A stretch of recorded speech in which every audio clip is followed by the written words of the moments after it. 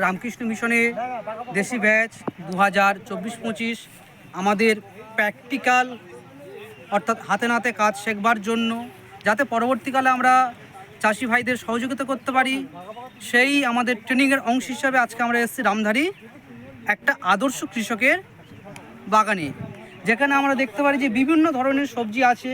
এক সাইডে আছে টমেটো আছে, বটবটি আছে, বেগুন আছে, আলু আছে, উচ্ছে আছে, পটলও আছে দেখছিলাম, বিটকপি, লঙ্কা, বিভিন্ন ক্রপ আছে। তো আমরা এসে দেখছি যে একটা আদর্শ চাষি তার নিজের অল্প সংখ্যক জমিতেও নির্ভর করে কিভাবে তার পরিবার সংসারকে চালাতে পারে। এই দেখুন, যেমন হচ্ছে কি পাশে দেখুন বটবটি আছে, এই পাশে বেগুন। আর আমরা যারা চাষ করি আমরা কিন্তু মিশ্র চাষটাকে বেশিরভাগ ক্ষেত্রে ফলো করি না, একতরফা চাষ করি। বেগুন তো বেগুন, বটবটি তো বটবটি।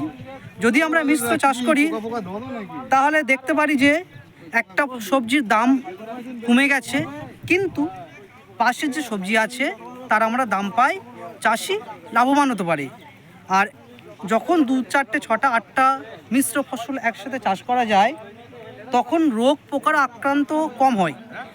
দেখুন এই সময়ে ওপারে দেখছিলাম, ওপারে পাশের ক্ষেতে আলুর ঝলসালো রোগ লেগেছে বা আলু জলে হয়ে পচে গেছে, কিন্তু আলুটা পচে গেলেও এই চাষি আর্থিকভাবে কোনো ক্ষতিগ্রস্ত হবে না, কারণ আরও 4টে 6টা হচ্ছে কি ক্রপ ওনার সেই আর্থিক ক্ষতিটাকে লাঘব করে দেবে। ঠিক আছে।